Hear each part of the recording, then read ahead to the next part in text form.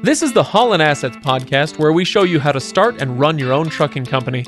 Ever wanted to go out on your own? Follow Chris as he goes through the highs and lows of running on his own authority.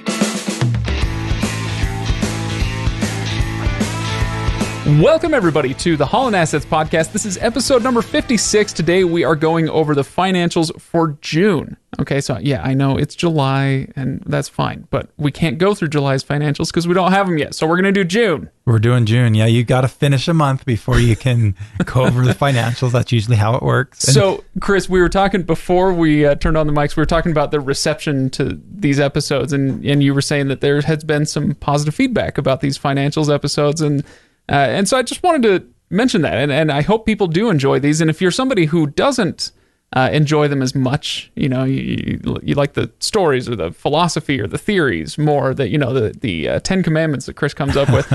If you find yourself not enjoying these, I would encourage you to just try to listen to them anyway, because I think they're really important. Because with all the other stuff how do I put this, Chris? Sometimes the financials episodes in a vacuum by themselves might not be the most fun or exciting episodes that we do, but over the course of the last year, as we have done, you know, month in, month out, these financials episodes, they are the ones that paint the best picture of what's going on with the company, how you have seen successes and roadblocks and all of that stuff. That's what comes up in these episodes. And so I hope people aren't skipping them. Yeah, no, that's a great way of putting it. It really does give you that holistic view of what's going on with the company. And really, I mean, why are we doing this? You know, for most people, it's because they want to earn a better living. And, you know, the financials is really what shows the potential of what you can, you know, earn owning your own trucking company. Yeah. Okay. So, Chris, before we get into July's numbers, is there anything you want to, any stories from the road you want to share? You mean June's numbers? What did I say? July? You said July. Man, it is July, but we're talking about I'm all June. verklempt. You're all messed up this week. That's all right. I forgive you. Okay. Well, all right. So June numbers, before we get to that. June was kind of cool because we hauled our 100th load. As Haulin Assets, we hauled our 100th load in June. That was kind of a pretty good milestone. Do you number them like podcast episodes? I do, yeah. I on the spreadsheet that I use to kind of track everything, I number each and every load, so I can tell you what load number we're on right now. Very nice. So, 100 loads. Congratulations. Did you throw yourself a little load shower? I did not. Maybe I should do that. Okay. All right. Well, yeah, maybe later. Another thing that I want to talk about is June. We'll get a little bit more into this as we get into the numbers, but July seems, now that we're as we're recording this, you know, almost halfway through the month, and rates are looking and feeling a little bit better in July than they were in June and in May. So I'm cautiously optimistic that things are getting better. What seems to be about the same, though, is the upper end of the rates that I've been getting over the last 3 months don't seem to have changed too much. But what does seem to change is, you know, I over the last couple months, I've had to haul some really crappy loads to get out of areas. And so the really crappy rates seem to have moved up. And so overall, and my overall rate per mile seems to be moving in a much better direction. Not so much because I'm getting paid more on the high end, but because I'm getting paid more on the low end, if that makes any sense. Yeah, I think it does. Okay. So I feel like you're setting me up for disappointment with June's numbers. Well, we'll see. Okay, Chris. Before we get into June's numbers, you remember what one of the big, I don't know if you call it a holiday in June is? Father's Day? Father's Day. Okay. Mike and I had an interesting... Is there one? There is. Mike was on the road on Father's Day, and so he and I ended up having a little bit of an interesting Father's Day because the radiator cap of all things on the truck broke. Almost the last thing you want to break? Yeah, well, it's not a good thing to break. Well, it isn't, because what happened was it just cracked, and so obviously it wouldn't hold the coolant in, and Mike couldn't drive. And this happened about halfway between Laramie and Rollins in Wyoming on a Sunday, on Father's Day. In the middle of nowhere. And so, but it actually ended up being not nearly as bad as I thought. I called the Kenworth dealership in Cheyenne. They're luckily open on Sundays, and they hooked me up with a courier, and I was able to get a courier from Cheyenne to go pick up the part at the Kenworth and drive it all the way about 100 miles to Mike. Wow. And it was crazy because his courier service was awesome. Before I was even off the phone, he already had his driver headed to the Kenworth dealership to pick up the part, and had the part before I'd even paid. And it ended up not costing that much. It was only $160 to pay the courier to go what ultimately was about 200 miles round trip. Wow. On a Sunday, on Father's Day. So do you remember the name of this courier service? I just want to give him a shout out if we can. Maybe we'll do it in the show notes. Maybe we'll do it in the show notes. Because I don't have it off the top. It was like digging something. I can't remember exactly. It was, something Wyoming-ish. It was something Wyoming-ish, but it, obviously saved my day, saved Mike's day. Didn't end up getting stuck for too very long. And so it turned out a lot better than I thought it was going to. Well, that's good. That's good. So let's get into the June numbers then, Chris. Let's get into the numbers. Okay. So you usually start with how many miles you ran. Typically, your average I've seen is 11, 12,000, somewhere in there. Yeah. What did you run 10 this to month? 12 is pretty normal. This month we ran 12,765 miles. So a little bit on the high end. All right. But not too bad. Do you feel like that's because you've got Mike driving now, you're able to get more miles in? Yeah, that helps. Okay. Yeah, because even in June, there were a couple situations where I took the truck for a day and put some miles onto it while Mike was doing his reset or taking a little bit of time off. Okay, so close to 13,000 miles then, and what percentage of that was deadhead then? A little less than 10, but not much less. It was 1,178 miles, a little bit higher than we'd like, but in reality, a lot of that was one load. There was one load that had about 400 deadhead miles in it, which we knew going into it, we were compensated well for it. So that kind of skews the numbers. If you take those 400 miles out, the deadhead percentage was actually pretty decent. Okay, very nice. And so that gave you a total revenue of what? $19,889.62, which revenue-wise actually really I love, by the way, when you tell us the number to of the penny. cents. Yeah, that's the way it goes, man. You got to know that's knowing your numbers. You got to know everything to the penny. And is this what you were hoping for? Is this high, low? That's pretty good. If we can get around $20,000, it's usually we can turn that into a pretty decent month. Okay, all right. So that gives you, if I do a little head math. Okay, I can't do the head math. What's your rate per mile? Luckily, I have it written down here. I did the math, not in my head. It was $1.56, which is not very good. No. You're usually shooting for 180-ish, 175. 180 all in is pretty decent. We can make money at 180 for sure. I'm still trying to push to get that more like the $2 a mile, but that's going to take time to get up there. Yeah, so $1.56, not great. Had what gives there? So just you said lower paying loads. It was the really low loads.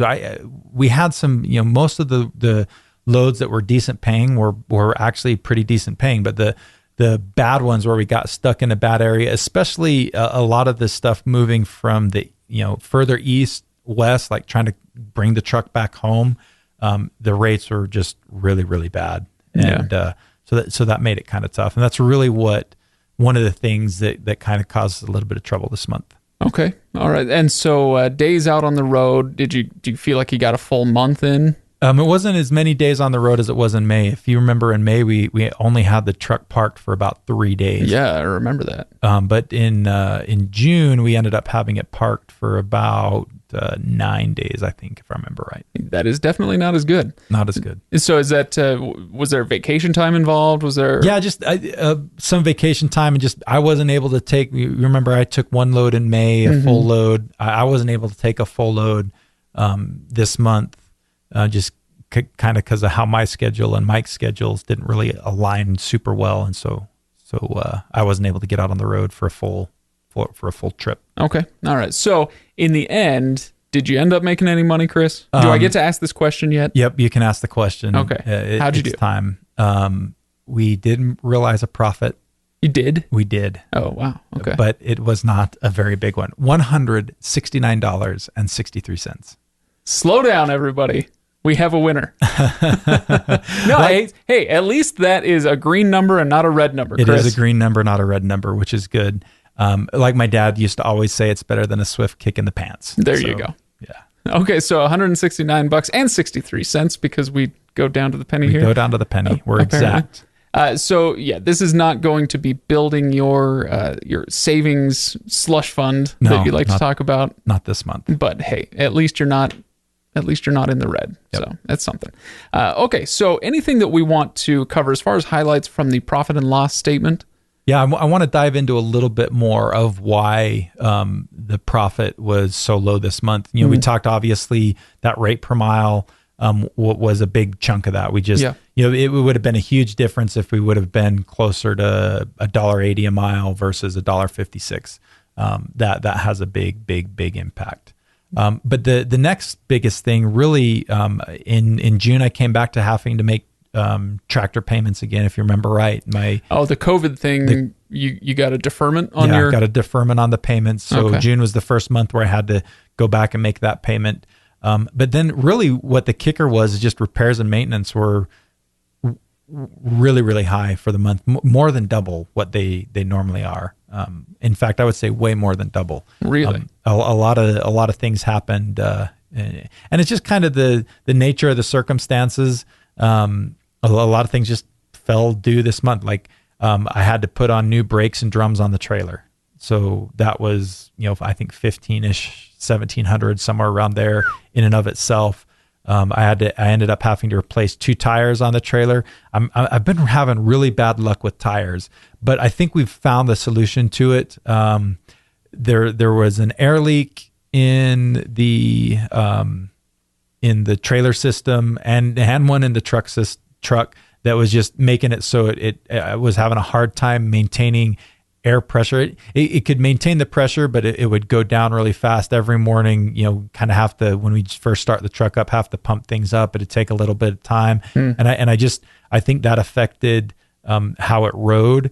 And the alignment was bad on the trailer. Some of the trailer bearings were loose. All that stuff got fixed, and so I think we're going to be hopefully okay with trailer tires going forward. Not going to chew through them as fast as we have. Was the alignment what was killing all your tires? I think between the alignment and the loose bearings, I think that was the big piece. And then the air, not being able to air up as quickly as it should, not being able to maintain the air as well as it should, I think probably had a little bit to do with it. I don't think too much, but maybe a little bit.